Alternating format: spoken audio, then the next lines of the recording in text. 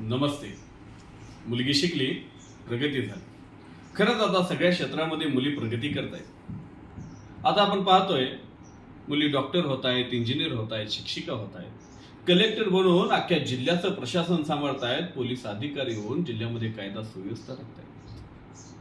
आपण पाहिलं सैन्य दलामध्ये उच्च पदावरती बसून मुली आता ऑपरेशन सिंदूर सारख्या महत्वाच्या मोहिमेचं नेतृत्व करतायत. अहो एवढंच काय, मुली आता कल्पना चावला आणि सुनीता विल्यम्सच्या माध्यमातून अवकाशामध्ये भरारी घेतानाही आपण पाहतोय. खरंच मुलगी शिकली, प्रगती झाली. खऱ्या मुलींना शिक्षणाची दारं ज्यांनी उघडी करून दिली ते होते महात्मा ज्योतिबा फुले आणि क्रांतीज्योती सावित्रीबाई फुले. क्रांतीज्योती सावित्रीबाई फुले नायगाव सातारा जिल्ह्यामधलं एक छोटस गाव. तिथे 3 जानेवारी 1831 ला जन्मलेली ही मुलगी लक्ष्मीबाई आणि खंडोजीराव नेवशे पाटलांच्या घरामध्ये, नायगावच्या पाटलाच्या घरामध्ये जन्माला आलेली ही मुलगी अवघ्या वयाच्या 9व्या वर्षी लग्न करून महात्मा फुलेंच्या बरोबर संसार करायला आली. विचार करा, अवघ्या वयाच्या 9व्या वर्षी तेव्हा महात्मा फुले होते 13 वर्षाचे फक्त. महात्मा फुले एक जबरदस्त व्यक्तिमत्व, शरीरदृष्टी जबरदस्त, अन्यायाविरुद्ध जबरदस्त चीड. काही अन्याय झाला, कोणावरही अन्याय झाला की त्यांना तो खपायचा नाही. त्यावेळेला इंग्रजांचं राज्य होतं. ही इंग्रजी व्यवस्था उलटवून टाकली पाहिजे म्हणून लहुजी साळवे उस्तादांच्याकडे दांडपट्ट्याचं प्रशिक्षण घेत होते महात्मा फुले. त्यातच वयाच्या अवघ्या 20व्या वर्षी एका ब्राह्मण मित्राच्या लग्नामध्ये जेवायला गेले आणि जेवत असताना तिथल्याच एका समाजकंटकाने महात्मा फुलेंचा अपमान केला. अरे तुझी लायकी तर आहे का आमच्या बरोबर बसायची?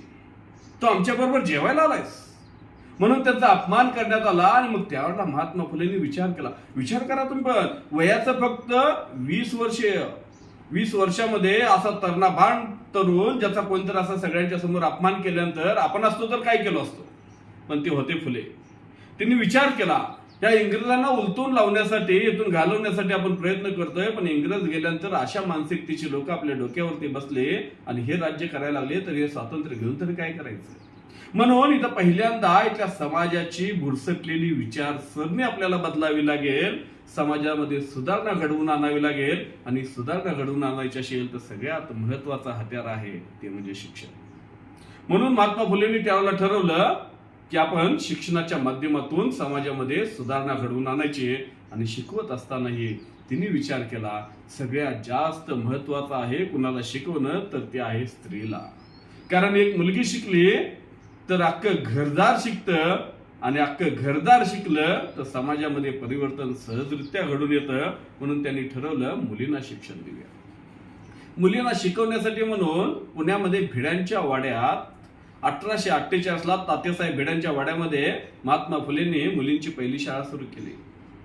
पण शिकवायला मुलींना शिक्षिका कुठली आणायची, म्हणून त्यांनी त्यांची पत्नी सावित्रीबाई फुलेंना शिकवायला सुरुवात केलं. अक्षर वरण देऊ लागले. सगळ्या समाजाने, घरादाराने त्यांना नावं ठेवायला सुरुवात केली. कारण त्यावेळेला समोरासमोर नवरा बायको बोलत सुद्धा नव्हते. त्यावेळेला महात्मा फुले सावित्रीला सोबत घेऊन तिला शिकवत होते, अक्षर शिकवत होते. आणि हे सुरू असताना आजूबाजूला बघणारी सगळी जी काय होती ती नावं ठेवत होते. पण महात्मा फुले शिकवत राहिले आणि सावित्रीबाई फुले सुद्धा शिकत राहिल्या, शिकल्या. आणि मग त्या भिड्यांच्या वाड्यामध्ये जी मुलींची शाळा सुरू झाली होती तिथे शिक्षिका म्हणून काम करू लागले. अहो विचार करा, एक तर सरकारी नोकरी नव्हे, त्यामुळे सरकारी पगार नाही. दुसरं म्हणजे जे भिड्यांच्या वाड्यामध्ये शाळा सुरू करायचे त्याचं भाडं पण आपणच द्यायचं. तिसरं म्हणजे मुली कुणीही पाठवायला तयार नव्हते. सगळ्यांच्या दारोदारी फिरायचं, सगळ्यांना समजवायचं, त्यातनं मुली तयार करायच्या आणि त्या शाळेत आणून बसवायच्या. एवढं करून महात्मा फुलेंना त्यावेळेला 1848 ला 6 मुली भेटल्या. 6 मुलींना घेऊन ती शाळा सुरू झाली. सावित्रीबाई फुले शिकवायला जाऊ लागल्या, पण त्यावेळच्या समाजाला ते पटलं नाही. काही समाजकंटकांनी सावित्रीबाई फुले असं शिकवायला जात असताना त्यांना शिवीगाळ करायचे, नको नको ते पाडून बोलायचे. अहो एवढंच काय, सावित्रीबाई जात असताना त्यांच्या अंगावरती थुंकायचे, शेण फेकायचे, चिखल मारायचे, दगड मारायचे. हे सगळं त्या माऊलीनं सहन केलं. विचार करा, 1848 ला सावित्रीबाई फुलेंचं वय होतं फक्त 17 वर्ष. म्हणजे आताच्या 11वीला जाणारी मुलगी त्या वयाच्या होत्या सावित्रीबाई फुले, पण त्या डगमगल्या नाहीत. लोकांनी नको नको ते बोललं, शेण फेकलं. असं शेणानं माखलेलं शरीर घेऊन, ती साडी घेऊन सावित्रीबाई फुले त्या शाळेमध्ये जायच्या, शेणानं माखलेली साडी बदलायच्या आणि मग त्या मुलींना शिकवायच्या. फक्त मुलींना शिकवलं नाही, त्यांचं आईपण सुद्धा तिने स्वीकारलं होतं. अगदी त्या मुलींना केस विंचरण्यापासून ते अक्षर शिकवण्यापर्यंत सगळं शिकवण्याचं काम ह्या माऊलीनं केलं. आणि मुली तर कशा तयार झाल्या. 1852ला पुण्यामध्ये एक स्पर्धा झाली आणि त्या स्पर्धेमधली विजेती मुलगी होती या सावित्रीबाईंची विद्यार्थिनी. जेव्हा बक्षीस घ्यायला म्हणून ती स्टेजवरती गेली, बक्षीस देणारी एका ब्रिटिश अधिकाऱ्याची महिला होती. तिला त्या मुलगीनं विचारलं, मला बक्षीस म्हणून देताय काय? त्या मॅडमनं विचारलं, तुला काय पाहिजे? मुलगीनं काय मागितलं माहित आहे? मला बक्षीस म्हणून द्यायचं असेल तर पुस्तक द्या. दुसरी एक 14 वर्षाची सावित्रीबाईंची विद्यार्थिनी निबंध स्पर्धेमध्ये नंबर काढते आणि त्या निबंधामध्ये लिहित असताना ती म्हणते, मांग समाजाची ती होती मुलगी. ती म्हणते, इथली लोक आम्हाला माणसासारखं का वागू देत नाहीत, का वागणूक देत नाहीत. विचाराची प्रगल्भता जबरदस्त त्या मुलींच्या मध्ये रुजवण्याचं काम सावित्रीबाई फुलेंनी केलं. त्यांचीच एक विद्यार्थिनी ताराबाई शिंदे, आपल्याला माहित आहे स्त्री पुरुष तुलना नावाचं मराठीमधलं पहिलं स्त्रियांच्या संदर्भातलं लेखन करणारी ताराबाई शिंदे ही सावित्रीबाई फुलेंच्या ह्या शाळेतूनच घडलेली विद्यार्थिनी, हे आपल्याला लक्षात ठेवावं लागेल. हे असं सगळं सुरू असतानाच समाजानं त्यांच्यावरती शेण टाकलं, त्यांना नको नको ते बोललं, तरी सुद्धा शिक्षणाचं कार्य हे चालूच ठेवतायत. म्हणून काही समाजकंटकांनी ज्योतिबा फुलेंचे वडील गोविंदराव यांना सांगायला सुरुवात केली की आम्ही तुम्हाला समाजातून बाहेर काढू, बहिष्कृत करू. तुमचा मुलगा जे काम करतोय, तुमची सून जे काम करते ते तुम्हाला थांबवावं लागेल. गोविंदराव फुलेंनी महात्मा फुलेंना समोर घेतलं आणि विचारलं, अरे बाबा, तुला हे थांबवावं लागेल, नसेल तर आपल्याला समाजातून काढून टाकतील. महात्मा फुले म्हणले, नाही जमणार. त्यावेळेला गोविंदरावने 2 ऑप्शन त्यांच्या समोर ठेवले. एक म्हणजे, एक तर हे मुलींना शिकवण्याचं तुझं काम आहे ते तू थांबव, नसेल तर घर सोडून चालता हो. बघा, वयाची फक्त 21 वर्ष असतील किंवा सावित्रीबाई फुलेंची 18 वर्षाची मुलगी ती, आणि सासरे म्हणतायत घरातून बाहेर व्हा. त्यावेळेला महात्मा फुले डगमगले नाही. त्यांनी लगेच सावित्रीला आवाज दिला, आपले जे काही कपडे वगैरे आहेत ते बांध, आपल्याला घर सोडावं लागतंय. आणि घर सोडून निघून गेले कोणाच्या घरात? मुस्लिम शिक्षिका होती बघा पहिली, फातिमा शेख, तिचे मिस्टर, तिचे नवरे उस्ताद शेख, त्यांच्या घरामध्ये ते गेले. तिथं उस्ताद शेखच्या घरामध्ये ते राहिले आणि तिथूनच त्यांनी त्यांचा संसार सुरू केला. विचार करा, मुलींना शिकवायचं आहे, सगळं कार्य करायचं आहे आणि संसाराचा गाडा सुद्धा ओढायचा आहे. हे करत असताना महात्मा फुले काही दिवस शिक्षक म्हणून काम केले. काही दिवसामध्ये त्यांनी भाजीपाला विक्रीचा व्यवसाय सुरू केला, पण तो सुद्धा व्यवस्थित चालला नाही. मग पुढे जाऊन महात्मा फुलेंनी स्वतःची कन्स्ट्रक्शन कंपनी काढली पुण्यामध्ये. महात्मा फुले हे पुण्यामधले त्यावेळेचे सगळ्यात मोठे बिल्डर होते. पुण्यामधले आपण बघतोय की खडकवासला धरण असू दे, कात्रजचा बोगदा असू दे, मुंबईमधले BMCचं ऑफिस असू दे, CST असू दे, बॉम्बे टाइम्स ऑफ इंडियाचं ऑफिस असू दे, अशी महत्वाच्या सगळ्या ज्या काही त्यावेळच्या इमारती आहेत त्याचं कन्स्ट्रक्शन करण्याचं काम महात्मा फुलेंच्या ह्या कंपनीनं केलंय. पण या सगळ्या कमवलेला पैसा, ऐशोआराम सगळं असताना महात्मा फुलेंनी हा सगळा पैसा मुलींच्या शिक्षणासाठी खर्च केला, अस्पृश्यांच्या शिक्षणासाठी खर्च केला, स्वतःच्या संसारासाठी त्यातलं काही वापरलं नाही. साधी विचार करण्याची गोष्ट आहे. नेवशे पाटलांच्या घरामध्ये जन्मलेली पोरगी, तिचा नवरा इतका मोठा कॉन्ट्रॅक्टर झालेला होता, ऐशोआराम सगळं तिच्या पायाशी लोळण घेऊ शकला असतं, पण हे सगळं ऐशोआराम, ही सगळी भौतिक सुख संपदा तिला लात मारून ह्या नवरा बायकोने मुलींना शिकवायचं ठरवलं आणि त्याच्यासाठी आपलं आयुष्य पूर्णपणे वेचलेलं आपल्याला पाहायला भेटतं. यांनी फक्त मुलींना शिकवलं काय? नाही, अस्पृश्यांना शिकवण्याचं काम सुद्धा याच महात्मा फुलेंनी आणि ज्योतिबा सावित्रीबाई फुले आणि महात्मा फुलेंनी केलेलं आपल्याला बघायला भेटतंय. याच्याही पुढे जाऊन रात्रीशाळा ही संकल्पना सुद्धा ह्या फुल्यांनीच महाराष्ट्रामध्ये आणली. प्रौढांना शिक्षण देण्याचं काम सुद्धा याच फुलेंनी केलेलं आपल्याला बघायला भेटतंय. याच्याही पुढे जाऊन जेव्हा दुष्काळ पडलेला होता तेव्हा दुष्काळामध्ये स्वतःचा हौद, पाण्याचा हौद या सगळ्या लोकांसाठी खुलं करण्याचं काम ह्या फुलेंनी केलं. दुष्काळामध्ये 52 अन्नछत्र चालवण्याचं काम सुद्धा या फुले दाम्पत्याने केलेलं आपल्याला बघायला भेटतंय.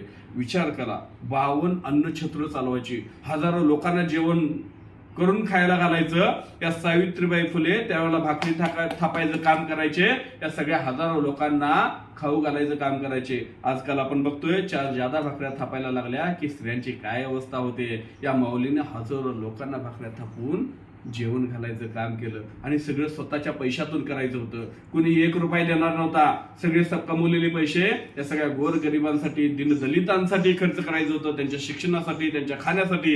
हे सगळं काम हे फुले करत असलेले आपल्याला बघायला भेटत होते. असं असतानाच महात्मा फुले आणि सावित्रीबाई फुलेंना मूल होत नव्हतं.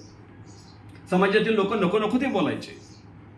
अगदी याच्याही पुढे जाऊन सांगतो, सावित्रीबाई फुलेंच्या वडिलांनी सुद्धा महात्मा फुलेंना उपदेश केला होता की तू दुसरं लग्न करून घे. त्यावेळची ती पद्धत होती. पण महात्मा फुले म्हणले नाही, आम्हाला मूल होत नाही, याच्यामध्ये माझ्या पत्नीचा दोष असेल. कशावरून? कदाचित माझ्यामध्येही काही कमी असू शकेल. पत्नीचा विचार करणारा त्यावेळच्या कालखंडामधला हा युवक सगळ्यांसाठी प्रेरणादायी असलेला आपल्याला बघायला मिळतोय. महात्मा फुलेंचे विचार अतिशय प्रकट होते. सती प्रथेवरती बोलताना तर ते नेहमी म्हणायचे की पत्नीचं जर का पतीवरती प्रेम आहे म्हणून ती सती जाते. सती जाणं म्हणजे तुम्हाला माहित अशी अग्नी सजलेली, चिता सजलेली असायची. पतीला, त्याच्यावरती मेलेल्या पतीला झोपवलं जायचं, त्याला अग्नी दिली जायचं. पतीची बॉडी जळत असताना पत्नीला सुद्धा त्या चितेवरती आणून बसवलं जायचं आणि पती बरोबर जळून ती सुद्धा खाक व्हायची. काय हो, काय वेदना होत असतील त्या स्त्रीला?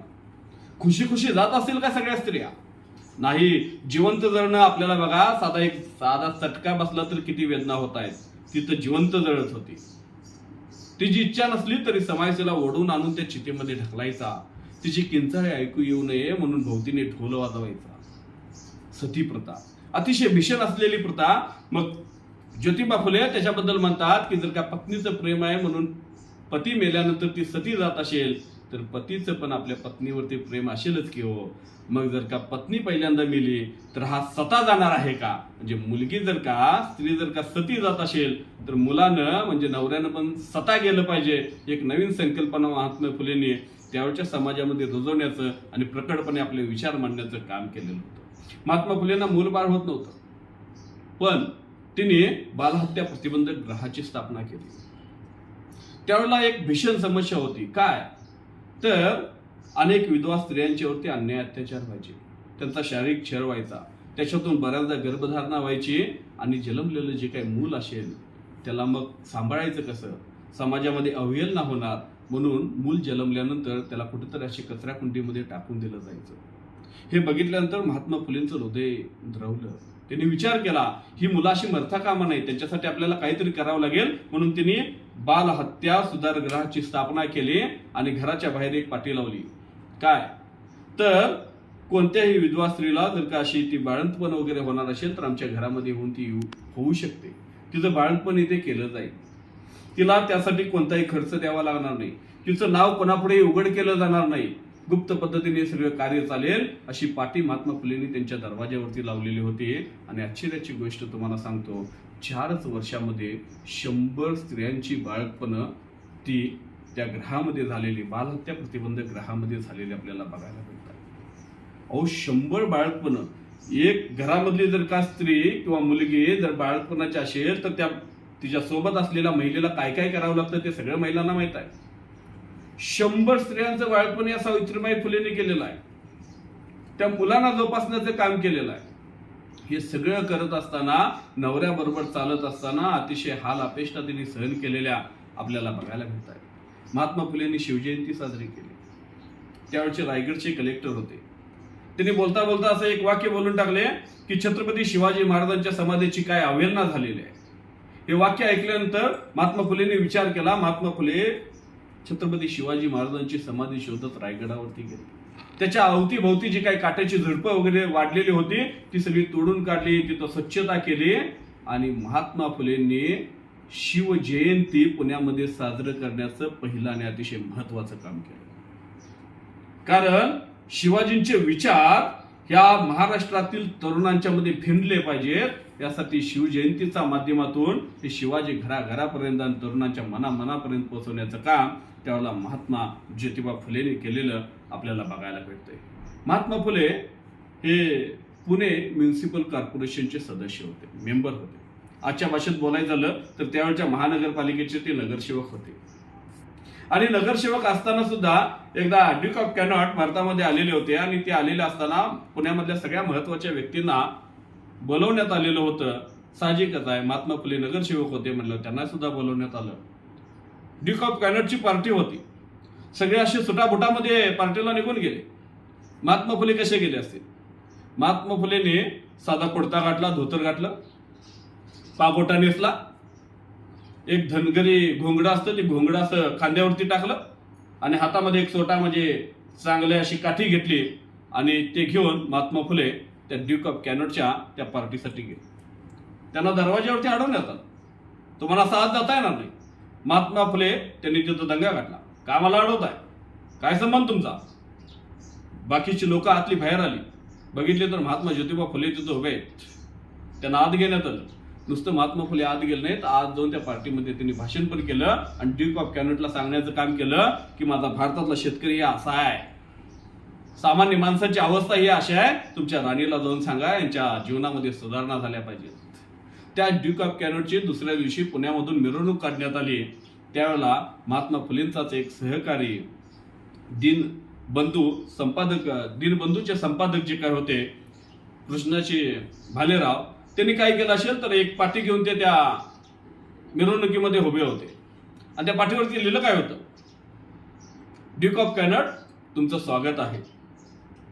आजीला सांगा, आजीला म्हणजे राणी व्हिक्टोरिया, इंग्लंडची राणी, आजीला सांगा आम्ही सगळे सुखात आहोत, पण आमच्या देशामध्ये 19 कोटी लोक निरक्षर आहेत. शिक्षणाविषयी अतिशय तळमळ असलेली ही माणसं होती. शिक्षण क्षेत्रामध्ये अविरत काम करणारी अशी माणसं होती. नगरसेवक म्हणून असतानाच जेव्हा दारूबंदी संदर्भातला विषय आला तेव्हा सगळ्या नगरसेवकांनी दारूची दुकानं चालू राहिली पाहिजेत म्हणून मतदान केलं. कारण दारूतून एक्साईज भेटतोय, उत्पन्न भेटतंय नगरपालिकेला. त्यावेळेला फक्त त्या दारूसाठी, दारूबंदीसाठी विरोधी मत मांडणारे एकमेव महात्मा ज्योतिबा फुले होते. याच्याही पुढे जाऊन तुम्हाला सांगतो की धरणाचं पाणी शेतामध्ये गेलं पाहिजे आणि शेती पिकली पाहिजे. पण त्यावेळच्या लोकांना ही संकल्पना एवढी जमायची नाही, पटायची नाही. लोक याच्यावरती विश्वास ठेवायचे नाहीत. महात्मा फुलेंनी मांजरी धरणाजवळ 200 एकर शेती विकत घेतली होती आणि तिथं शेती करून ती फुलवून दाखवली होती आणि शेतकऱ्यांच्या मध्ये एक आत्मविश्वास पेरण्याचं काम सुद्धा या महात्मा ज्योतिबा फुलेंनी केलेलं आपल्याला बघायला भेटत होतं. हेच महात्मा ज्योतिबा फुले 1890 मध्ये मृत्युमुखी पडले. ते मृत्युमुखी पडल्यानंतर सुद्धा त्यांचं कार्य पुढे चालू ठेवण्याचं काम सावित्रीबाई फुलेंनी केलेलं आपल्याला बघायला भेटते. त्यांच्या मृत्यूनंतर झालेल्या पुढच्याच वर्षी म्हणजे 1891ला जे सत्यशोधक समाजाचं अधिवेशन भरलं, त्या सत्यशोधक समाजाच्या अधिवेशनाच्या अध्यक्ष होत्या सावित्रीबाई फुले. तिने हे शिक्षणाचं कार्य असंच अविरतपणे चालू ठेवलं, हे समाजसेवेचं कार्य असंच अविरतपणे चालू ठेवलं. ज्यावेळेला 1896-97ला प्लेगची साथ आलेली होती तेव्हा डॉक्टर यशवंतला तिने, दक्षिण आफ्रिकेमध्ये डॉक्टर यशवंत होते तेव्हा, सावित्रीबाई फुले आणि ज्योतिराव फुलेंचे दत्तक पुत्र. मगाशी तुम्हाला जे बाल हत्या सुधार गृह सांगितलो, बाल हत्या प्रतिबंधक गृह सांगितलो, त्याच वेळेचा एक किस्सा आहे. काशीबाई नावाची एक स्त्री, तिच्या अनैतिक संबंधातून तिच्या पोटामध्ये गर्भ वाढत होता आणि ती आत्महत्या करायला निघाली होती. ज्योतिबा फुले गेले, तिला समजावलं असं बाळाला मारू नको. त्यावेळेला त्या काशीबाईंनी शब्द घेतला, माझ्या पोटामध्ये जे बाळ आहे ते जन्मल्यानंतर तुम्हाला त्याचा सांभाळ करावा लागेल, असं असेल तर मी या बाळाला जन्म देते. महात्मा फुलेंनी सावित्रीबाई फुलेंशी बोलले, दोघेही तयार झाले. ते मूल जन्माला आलं आणि जन्माला आल्यानंतर सावित्रीबाई फुले आणि महात्मा फुलेंनी ते मूल दत्तक घेतलं.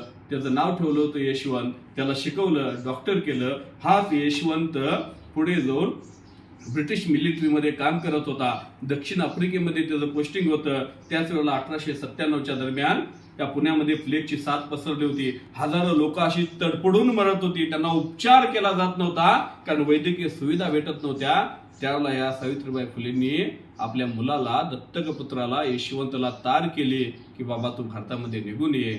यशवंत सुद्धा दक्षिण आफ्रिकेमधून भारतामध्ये निघून आला. इथली सगळी परिस्थिती त्या यशवंतने बघितली आणि डॉक्टर असलेला हा यशवंतने आपल्या आईला म्हणजे सावित्रीबाई फुलेंना समजावून सांगण्याचं काम केलं की हे खूप गंभीर आहे, याच्यात आपण पडायला नको.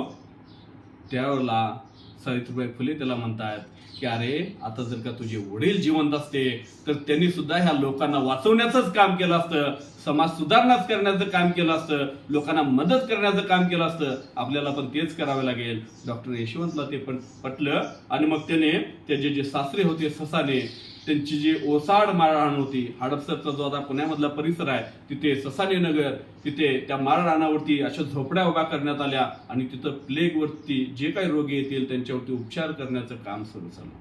असंच कार्य सुरू असताना पुण्यामध्येच एका नगरामध्ये मांग समाजाचं एक वर्ग गायकवाड नावाचं, तो खूप आजारी होता. आजारी असताना त्याला नेण्यासाठी कोणीही तिथं नव्हतं. सावित्रीबाई फुले गेल्या, त्यांनी त्याला पाहिलं, नेण्याची व्यवस्था नाही म्हटल्यानंतर त्या मुलाला तिने उचललं आणि त्याला सोबत घेऊन मंडवा ते ससाने नगर जवळजवळ 8 किलोमीटरचं अंतर आहे. 8 किलोमीटर ही माऊली त्या प्लेग झालेल्या मुलाला उचलून घेऊन उराशी धरून तिथपर्यंत आली. दवाखान्यामध्ये त्याला ऍडमिट केले आणि त्याच्यावरचा उपचार डॉक्टर यशवंतांच्या हाताखाली सुरू झाला. पण 8 तास त्या मुलाला घेऊन येत असताना प्लेगने बाधित झालेलं ते मूल असल्या कारणास्तव साहजिकच आहे त्या प्लेगची लागण सुद्धा त्या सावित्रीबाई फुलेंना झाली आणि त्याच्यामध्ये 1897ला 10 मार्च 1897ला या माऊलीचा अंत झाला. पुढे जाऊन 1905ला सुद्धा अशीच प्लेगची साथ आलेली असताना आपल्याच आईच्या पावलावरती पाऊल ठेवून डॉक्टर यशवंत सुद्धा उपचार करत होते, प्लेग बाधितांचा उपचार करत होते. त्यावेळेला 1905ला या डॉक्टर यशवंतांचा सुद्धा प्लेगच्या साथीतून अंत झालेला, त्यांचं निधन झालेलं आपल्याला बघायला मिळतं. मित्रांनो, विचार करा, तुमच्या माझ्या जीवनामध्ये इतका प्रकाश टाकणारा हा क्रांती सूर्य, ही क्रांती ज्योती, त्याने जे काही शिक्षणातून कार्य केलं, समाज सुधारण्यातून काम केलं, त्याच्यातून तुमचं माझं आयुष्य सगळं प्रकाशमय झालं. आपल्या जीवनामध्ये प्रकाश आणणारी अशी ही माणसं आहेत. त्या फुलेंनी जी बाग फुलवली त्याच्यातून तुमचं माझं आयुष्य भरण्याचं काम चालू आहे. त्यामुळे आपण सुद्धा त्यांच्या कार्याची जाणीव ठेवली पाहिजे आणि त्यांनी जे काही कार्य केलं त्याच्या पावलावरती पाऊल टाकून आयुष्यामध्ये किमान एका तरी गरजू मुलाला शिकवण्याचं काम केलं पाहिजे. त्याला जे जे लागेल ते दिलं पाहिजे आणि त्याला त्याच्या आयुष्यामध्ये उभं करण्यासाठी आपण मदत केली पाहिजे. असं जर का आपण करू शकलो तर खऱ्या अर्थाने सावित्रीबाई फुले आणि महात्मा फुले यांनी जे काही काम केलंय त्याला आपली खरी आदरांजली राहील. इतकंच सांगतो आणि थांबतो. धन्यवाद.